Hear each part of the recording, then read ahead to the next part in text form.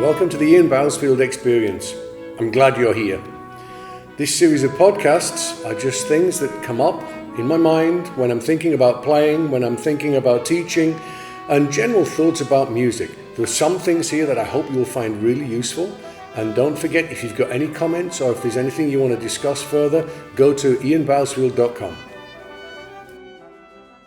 Well, here it is as promised. My desert island discs. For those of you, I don't know whether you are aware of this concept, but in the UK there's been an incredibly long-running program on radio, BBC Radio 4, called Desert Island Discs, and every week a different guest, celebrity, person of note from all areas of society in all countries will get together with a host and select their 10 recordings that they would take to a desert island with them if they were shipwrecked. And they're allowed a few other things, items of luxury, but it's mainly about what the recordings are, and they play excerpts of those recordings. So here we go. This has been something that's caused me a form of creative block. I've been wanting to do this podcast for weeks now, and it sent me into a bit of a frenzy of listening and reliving my life and thinking, well, who am I doing this for? Am I doing this for students? Am I doing this for recording geeks? And then I thought, well, no, it's a desert island disc. What would I take? Now I'm going to start chronologically early on in my life, in my musical development, for my first disc. Let's be old-fashioned and call it a disc. I was born and raised in North Yorkshire. First of all, on the North Yorkshire Moors. I was born in York. We moved to the North Yorkshire Moors, which is where my mum's family comes from, an area called Kirby Moorside, Gillermoor on the North Yorkshire Moors, and really genuinely one of the most beautiful places in the whole world. Wonderful. And then we moved to York, Bishopthorpe, just outside York, when I was 7 years old. Now, there's a huge connection, and I could be very fantastical about this and speculate as to why, but there's a huge connection between the people in the north of England and the Nordic music. Scandinavian music. I mean, we are largely up there of Scandinavian descent. I'm probably related to half of Norway. Most of the villages where I come from have Scandinavian names. And Billund, it's incredible. You know, the Lund. It's just it's amazing. It's in the same way as you would see around Toronto in Canada, all of those village names played out again. The Vikings brought them to the north of England. But there's this huge connection. And the Halle Orchestra, which of course when I was a kid, the holy Halle Orchestra, it was something of enormous pride to us in the north, that, you know, what was considered one of the world's greatest orchestras came from the north of England. And there was a time when I think it was one of the world's great orchestras, spearheaded, led almost single-handedly by Sir John Barbirolli. Now, Sir John Barbirolli, of Italian descent, was born in London, but he succeeded. He had the great misfortune of succeeding Toscanini as music director in the New York Philharmonic, if memory serves right, in about 1936. And following a few years of living under tyrannical rule, I think the orchestra exacted its revenge on this young, well-meaning, innocent English conductor. And it was an experience, I think, that he never really recovered from what I can tell. He sort of ran to the far corners of the north of England, to the Halle Orchestra, and turned it into one of the most amazing success stories of all time in classical music. Think CBSO Simon Rattle, but probably more, I would say at the time. Think Suisse Romande and On Sommet. Think Charles Dutoit, Montreal Symphony. Those maybe that was a lesser extent, but that kind of thing where it's not one of your big hitters. All of a sudden, he's on the world stage, and it was this famous relationship, and he um, gave the world premiere of several Vaughan Williams works, and when I went to the Halle Orchestra, I've said this in previous podcasts, when I went to the Halle Orchestra, Sir John Barbarolli's ghost was without question still in the building. You could feel him, and they all talked about JB the whole time, and he was universally loved. I never heard anyone say a bad word about him. I heard a lot of funny stories about him, but I never heard anyone say a bad word. He cared. He cared when when a member of the orchestra's wife had a child. There were always flowers delivered to the hospital from JB. Um, really, really, and very fatherly figure to the orchestra. Very, very beautiful. Now, actually, I will tell you a funny story. For all of those wonderful things, I'll tell you one. Actually, I'll tell you two stories. One, they always said to me, the old guys in the Halle Orchestra, and there were a lot of old guys when I joined there in 1980, I can't remember, 82, 83, something like that. They said, you'd find Bernard Haitink, you'd find the young Zubin Mehta, you'd find Daniel Barenboim sitting in rehearsals to learn from the great Sir John, And I got to ask Zubin Mehta, who many of you may not realize actually did grow up in Manchester, because his father, and this is not a joke, Meli Mehta, so his dad was called Millimeter. Meli Mehta, very great double bass player in the Halle Orchestra, a very widely respected man. So because of his father, Zubin was raised for a good number of years in Manchester. And I said, what was it? What was it that made him so special? And Zubin said, it was just music. It was just music, music, music. It just oozed. That's all he cared about. And that resonates very much with the old stories that I heard from the old Berlin Philharmonic players about Wilhelm Furtwängler. It was just like all he cared about was special, special music, music the whole time. And the other funny stories, towards the end of his life, I think Barbarolli had kind of hidden away in Manchester a little bit. He conducted most of the London orchestras. And towards the end of his life, which was cut short, I think undoubtedly due to quite a serious alcohol issue that he had, he was loved, genuinely loved by the Berlin Philharmonic and the Vienna Philharmonic. And again, when I went to the Vienna Philharmonic in 2000, there were guys who had played for JB back in the 60s in Vienna, and they said, we absolutely loved him, we adored him, he was just so musical, he was such a nice guy. But he kept going out of rehearsals, he kept walking out of rehearsals, and to to refresh himself. And even in the Halle Orchestra, he had a bottle of whiskey by the side of the stage, and so he'd conduct the overture. This was back in the days when concerts were overture, concerto, symphony. Remember those days? Probably not many of you do. And so he'd conduct the overture, come back, refresh himself at the side of the stage, go back on, and so on.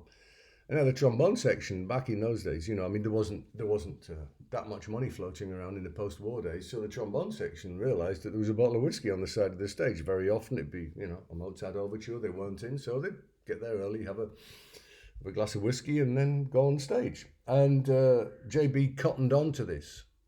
So he kept a piece of chalk in his pocket, in his tail's pocket, so he could mark where the whiskey bottle was. But the trombone section got chalk as well, so that was the end of that. Anyway, in Vienna one time, they said that they went to do a concert in Wiener Neustadt. Even in my time in Vienna, we never played down there. Just at the bottom of Reichenau an der Rax, so like at the bottom of the foothills of the Alps, the Wiener Neustadt. And for instrument nerds, you will know that's where Vincent Bach came from. So anyone who plays a Bach, he's actually playing an Austrian trombone. He went on to do his apprenticeship in Markneukirchen in Germany and then went to New York. And so they went to do this concert in Wiener Neustadt. And the Vienna Philharmonic has always kind of flown by the seat of its pants, administrationally and organisation sort of thing. And they forgot to book a driver to take him home after the concert. He was some municipal hall or whatever, I don't know, town hall, call it what you will. And so he sat at the end of the concert in his room waiting for his driver to come, and the driver didn't come. So he opened his bottle of whiskey and there off he was. And the next morning, the cleaner ran panicking into the boss's room saying, Herr Director, es gibt ein Sandlein. There's a homeless person sleeping in the conductor's room. And sure enough, Barbaroli didn't care. He was just sleeping it off. So they managed to get him home. Anyway, on to the recordings. Because of the affinity with the North, Sibelius holds a very special place in my heart.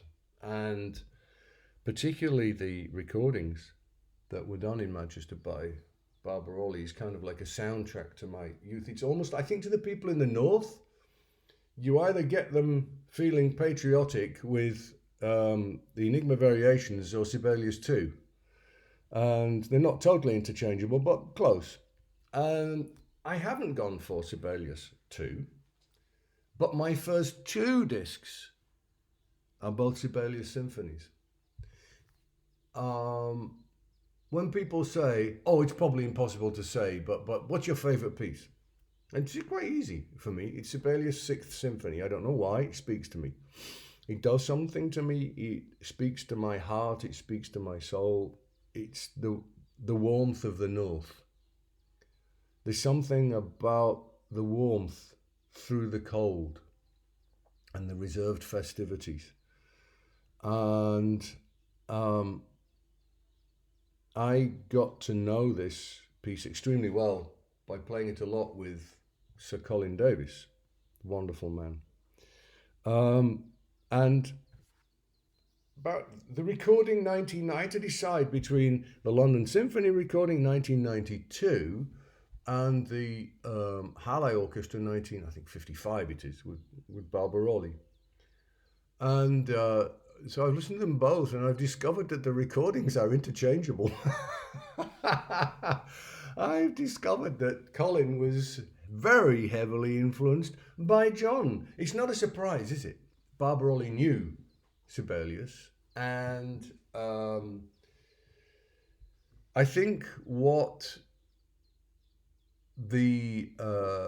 although the interpretations are almost identical, Barbaroli's is somewhat slower in places.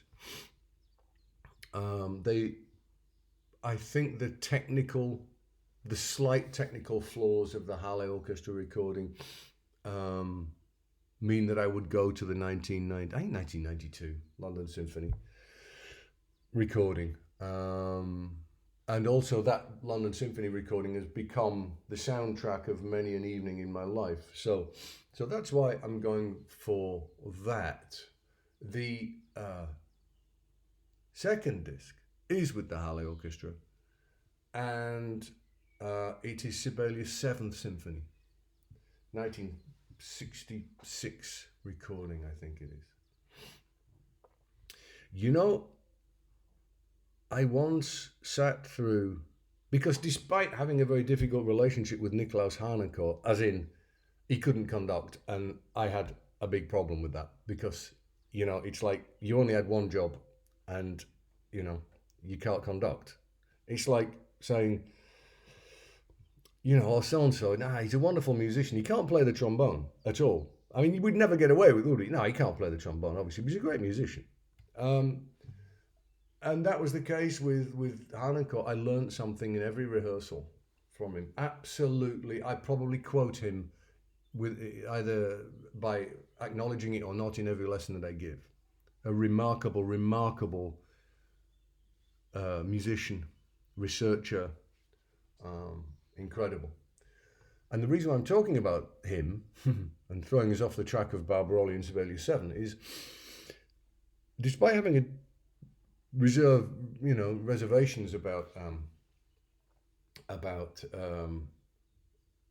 Niklaus Hanako. In fact, I was sitting next to Rainer Kuchel, the great leader of the concertmaster of the Vienna Philharmonic, and there were two people up to be made honorary members of the Vienna Philharmonic. And I was sitting next to Rainer, and it was proposed. The first one was Pierre Boulez. And he was the only one who raised his hand in objection. It was like, anybody against? And he put his hand up. And I was sitting next to him, and I was pretty incensed. So the next one up for selection was Niklaus Hanako, so I put my hand up. And he didn't like that either. So, however, I once sat through a rehearsal with, what was it? Concentus Wien? That's the name of his orchestra, isn't it? And he was rehearsing Beethoven 3, Eroica. And for the first time in my life, I had the feeling as though the piece was being composed before my very eyes or ears. It was being laid bare. It was being dissected, but not in an analytical way. It was just being presented to you for what it was. Everything that you needed to hear, that it was just like, now I understand. And that was remarkable. Off onto another tangent, I once said to Michael Tilson Thomas, I said, Michael, come on. I was being a bit provocative. You're not seriously telling me you have to show the audience the structure of the piece. And he said, no, you have to show them the emotion of the structure. A brilliant answer, huh? How about that? A brilliant answer from a brilliant man. That shut me up. Anyway, the Sibelius 7 1966 with Barbaroli is actually a brilliant recording for that reason. Back in those days, Sibelius 7 Symphony was not an old and worn out piece of music. It wasn't the comfy pair of slippers. It was not a matter of fact that it was going to work. It was a mountain that you had to climb, certainly for that orchestra, which despite being a very, very fine ensemble, by today's technical standards, was not immense, to put it mildly. And so it was a bit of a struggle for them to understand it, and you can hear them sort of chewing each phrase over and wondering about it. And it is as if the piece is being composed before your very eyes. It's really laid out there. And the journey of all of the recordings of Sibelius 7, that one is the journey. It just makes sense. Now, there are some technical issues in there. I'm thinking one, I'm going to sing horribly, but there's one bit where the violins go, and in the background the trombones go, and it's absolutely faultless. And not only is it faultless, it's effortlessly faultless. It's like it's just matter of fact. It's just, some of the ensemble playing is stupendously good. And so that's disc number 2. And I'd like to, for trombone players listening, when you listen, of course, the solo, trombone solo from Sibelius 7, that's it. I suppose from our point of view, for me, that is the greatest privilege, was the greatest privilege of my life to play that solo. It was always fun to play Mahler 3. It was always fun to play Bolero after you'd got it right. But Sibelius 7, I always sat there with the awareness that this was one of the greatest privileges of our life as trombone players. And it's like that solo when the trombone comes in, it's the culmination of that whole of the piece for me. And you can say almost the culmination of Sibelius's symphonic output. Now, here's a very interesting piece of information. On that recording, the trombone player, Terry Nagel, um, is notable for many things. Probably most importantly, he was a stretcher bearer on the Normandy landings. In Normandy, he was I mean, can you imagine that? So when you listen to that solo, that guy was a stretcher bearer at Normandy. And I met him. He was a very nice man. I met him. He was still teaching in Manchester when I started at the Halle Orchestra. In fact, I had one lesson with him. And the other thing was, now, what is that? He was bass trombone. He was bass trombone to the 50s, and he got promoted to first. He never changed his trombone or his mouthpiece. So he played, I don't know, 8-10 years on first trombone in the Halle Orchestra, and he played on a bass trombone. It was a single valve con. What is it, 72H? Is that what you call it? 68? I don't know this stuff. But he was a very nice trombone, and he played on a Bach 2G. So any of you second trombone players or first trombone players out there who think you're being radical, playing on a bass trombone slide or a size 2 mouthpiece, whatever, get over it. Someone got there before you. He did it in the 60s. And you can hear that. There's a bit of a on the E natural that you can hear the trombone's not quite comfortable with what's happening. So there we go. I think this is taking an awfully long time, isn't it? I've been talking about the first 2 discs for nearly 22 minutes. And I'm going to take a pause there. We've got disc 1, disc 2. And I'm going to take a pause because I'm browning some beef to make a beef bourguignon in the oven. And I want to make sure that it's not burnt. Maybe the beef bourguignon will want to be one of the luxury items that I could bring. I'll have to think about that. Well, here I am a day later. The beef bourguignon was fantastic. It was very, very good. My third disc is something very special, very close to my heart. I guess when I go to my desert island, a lot of this is going to be to bring back memories. And when I was in the London Symphony Orchestra, we did countless concerts with the great Mstislav Rostropovich, both as cello soloist and as conductor. And he is another one who unfortunately fell into that category of not really being able to conduct very well. But the concerts were always absolutely bloody extraordinary. He was possibly the greatest performer, possibly the greatest musician that I ever heard live, to have the greatest effect on an audience, perhaps along with Pavarotti, and in her day, perhaps Jessie Norman. No,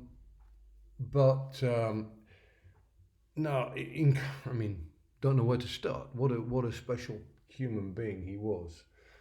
He was like Leonard Bernstein. He seemed to have the ability to do something in any tempo he chose, and he could, no matter how outrageous, but he could make it work.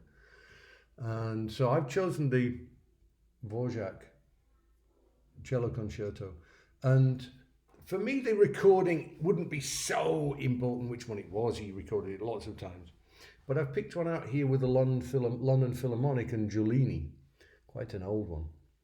You can find it on YouTube, and it's just so special. I remember him we did the Dvorak cello concerto with him so many times, and I remember him doing it in the Barbican Centre once in London, when I was in the London Symphony, and it was like a corporate concert, sponsors, all of these people hanging around before the concert. They drunk half a bottle of champagne. They're just trying to cozy up to their boss. They don't really like classical music. They like football and heavy metal, and nothing wrong with that either. But they don't really want to be there. They're there because their company, Audi or whatever, has sponsored the concert. And so they're sitting up there in their smoking jackets, sort of starting to doze off. And by the end of the Dvorak cello concerto, they were up on their feet, screaming and shouting.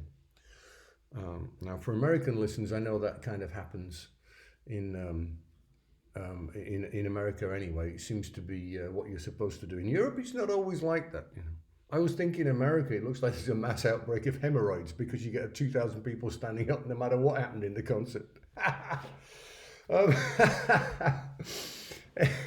um, but anyway, the effect and what he did was he was a gnarly old professional, and he knew exactly what he was doing. He told me that for a good part of his life, he was sent out to Siberia, going visiting village to village, giving concerts just with his cello. It was probably punishment for having harbored Solzhenitsyn in his attic for a couple of years, which he did. And he said he had to go and play for people. Never mind, they hadn't heard a cello live. They didn't even know what one was. He'd never seen one. And so he said one time he was in like some Siberian whaling village, and he said he started playing, some stuff on them, some solo stuff for them. And he said this big guy came in at the back wearing a bearskin, and he was shouting and pointing and laughing at him. Laughing at Rostropovich, thinking this noise coming out of the cello was ridiculous. And he said, I got so angry, I just kept playing louder and louder and louder. And the louder I played, the louder he shouted, and the more he pointed, and the more he laughed. Until I realized that the quieter I got, the more attention he paid to what I was doing. He said, until in the end, this incredible pianissimo. And everyone was just watching with rapt attention and listening to what he was doing. And he learnt that technique, I think we can say quite truly, out on the battleground there. And he used that in concerts for the rest of his life. And you hear that very clearly at the end of this recording. And so when I'm on my desert island, I think that would be something that is really the ultimate, that would really warm my heart. There are quite a lot of funny stories with Rostropovich. But here's a few. But before, one as testament to his dedication. I was at Michael Tilson Thomas's house, goodness knows how many years ago. But it was towards the end of Rostropovich's life, or whenever that would be. A year, 18 months before he passed away. And Michael was having a few friends around, and there was Slava, there was Rostropovich. And we were in Miami, and Michael had discovered that Rostropovich had just booked somewhere to practice. He'd gone to get away from everything, to go and book a hotel room somewhere just to go in and practice all day, every day, for a week, for something that he had coming up. And, that's testament to the dedication, There's another, and I want this story to be true. Please let it be true. I hope it's true. That when Shostakovich wrote one of his two cello concertos for him, Rostropovich met with him one day and gave him the score and said, look, come around to my apartment tomorrow and we'll go through it. And so, sure enough, the next day Rostropovich turns up and Shostakovich said, I'll get you a music stand. And Rostropovich said, no need. He learnt it in 24 hours. Please let that be true. It's such a lovely story. He had an amazing way of talking as well. It sort of sounded very much like that. And we used to play lots of tricks on it. He used to, when you put a trombone mute in a belt and you turn it around, it sort of goes, that kind of noise.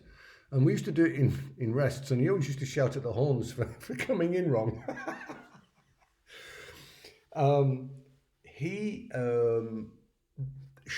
Alfred Schnittke, Symphony No. 6. Alfred Schnittke, incredible composer, and amazing to smell the lineage going back to Lyudov and Borodin and Kui. Incredible stuff. I think Rostropovich was going through a bad time with the National Symphony Orchestra in Washington when he was music director there. I think they were fighting quite a bit. I think they probably thought he couldn't conduct, and I don't think thought they were very good at some point. I don't think it was always working ideally. And so he had Alfred Schnittke write a booby-trapped symphony, his symphony number 6 for the Washington Symphony. And it was this part of it's like it's a concerto for orchestra. And so there were fiendishly difficult passages for the bassoons or for the clarinets, the whole section. And when we went through the first rehearsal, Rostropovich was sort of like watching everyone stumbling over it, section by section, and he's sort of, what's the problem? And he's sort of like, and I turned over a page, and Eric Kreis was playing third trombone. He said, "Hey, look," and it's like, "Oh, no, what's this?" And it didn't look too difficult, and until you see the first and the third trombones are going, and the second and the fourth were going, and it was going like that. I was like, oh no. And he said, right, okay. Eric said, come on, let's both play it. So quickly looking at my part and the second trombone part, let's play all of it. So second and fourth just kind of like took it a bit easy. And came to it and went, and he was looking like, stopped. He said, what you do? What are you doing? Oh, nothing. Again. And he's looking like confused. What you do? And he could tell something was going on, but we weren't going to let up. And anyway, he was, trombone, wonderful. Before the concert, the whole trombone section was called into his room. And you thought, oh no, here we go. 7:15, concert 7:30. He's just worked out what we're doing. He just worked out we're cheating. And he walked in and said, oh, you're so great. And he'd got this big bottle of Stolichnaya vodka for the trombone section because he was so blown away by what we were doing. Oh, great, fantastic, got away with that. We started walking down the corridor, and all of a sudden we were aware of him following us, and he was saying, no, not now, after concert, not now. And all of a sudden he realised he'd given a bottle of vodka to the trombone section 15 minutes before the concert. He must have had some strange experiences with trombone sections. Anyway, I could go on. The stories regarding Slava are endless. An extraordinary human being, extraordinary musician. Some of the most special moments in my life. And so that is disc number 3, Dvorak Cello Concerto, London Philharmonic, conducted by Giulini with Rostropovich. Now, I didn't say I only had to take classical music to my desert island, did I? Alan Parsons' project, the best of Alan Parsons. For some reason, this album became really a soundtrack of my life when I was younger. It was really had a profound effect on me. Eye in the Sky, You Don't Believe, Damned If I Do, Don't Let It Show, Can't Take It With You, Old and Wise. These songs had really a haunting effect on me when I was in my late teens, early 20s, and they still do. I don't sort of listen to them that often, but if I was going to be spending some time on a desert island, I guess I would like to have access to that. I need to consider whether there would be other discs, other pop music things that I would put on there. One to stand out, the first Beatles album I got, Help. Yeah, I don't know, maybe something by Queen. Yeah, ELO was a big part. Police. Madness. Yeah. I guess that's kind of like going into the 80s with my stuff. But if I had to take one, if I was going to be allowed my one luxury pop, as it were, music album, it would definitely be that one from the Alan Parsons project. So where are we now? That's 4, isn't it? I guess as a brass player, I couldn't go to my desert island without something to remind me of that fact. And I'm struck more and more by, as time goes by, the pyrotechnics, the apparent incredible brass playing that we have now. But nothing touches me quite like the older recordings. Nothing, I still don't think as brass players we have gone beyond what Maurice Andre, Dennis Brain, John Fletcher really did. I don't think we've hit those heights musically, and I don't think we have the integrity. You know, if you listen to a Philip Jones Brass Ensemble album, the technical integrity is just incredible. There's so much fancy stuff going on today, but I mean, Maurice Andre still for me is the greatest. But I guess being English, if I were to take one brass playing disc to my desert island, it would be the Vaughan Williams Tuba Concerto with John Fletcher, Andre Previn London Symphony. And I guess a little bit like, taking a sandwich and throwing the bread away. I just want the filling, just the second movement, just in fact maybe even just the first phrase of the second movement that reminds me of what is possible on a brass instrument. The fact that the man played a tuba, but the instrument was irrelevant. The only thing that counted was the message, the beauty, the elegance, the integrity. He was, of course, a special man taken from us far, far too early. I knew him.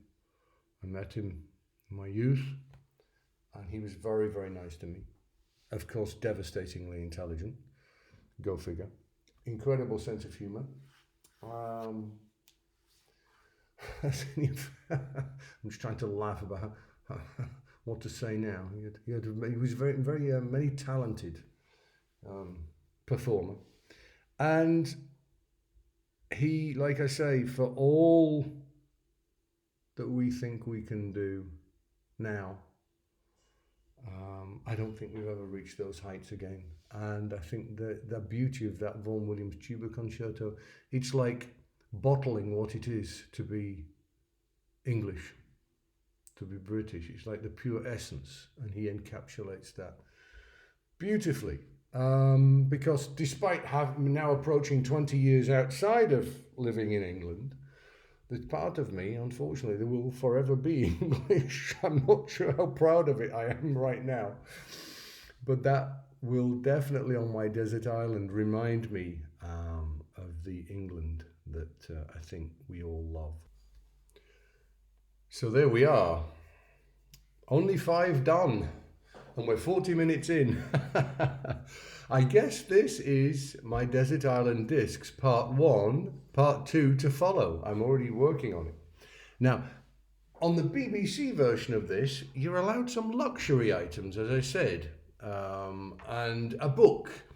Now, the other luxury items I will go through in part 2. But my book that I would take, and I don't think that you can, in fact, no, you won't be able to buy this. Here it is. It just happens to be almost permanently with me. It's going to surprise you. It's the Sainsbury's Book of Wine from 1987, written by Oz Clarke. Now, for those of you not in the UK, Sainsbury's is a supermarket chain in the UK. And in the 1980s, just as I was starting to get into drinking wine, they engaged a former singer, actor, turned wine taster, Oz Clarke, brilliant man, one of Oz, to sort of be their wine guru and help them to choose wines and to write a book. And I think you collected vouchers for this book. And for all of the brilliant wine books and all of the professionals, the Broadbents, the Johnsons, you know, you name it. I don't read Robert Parker. For all of that, it's a close winner for me to Clive Coates. Clive Coates was my Burgundy guru. Oz Clarke writes, he draws pictures. He gives you a few words just to describe the atmosphere around a wine, the philosophy. His words can put you on a summer's day in the south of France, or in a wine cellar in the Loire. He writes so beautifully. And this book I would take to my desert island, because with every brief description of everything from the greatest wines in the world to French country wines, to a Carmenere from Chile, to a Cabernet Sauvignon from the Margaret River in Australia, he encapsulates in so few words so many memories and so many tastes. So that would be, if I was alone on my desert island, I would take this book with me. End of part 1.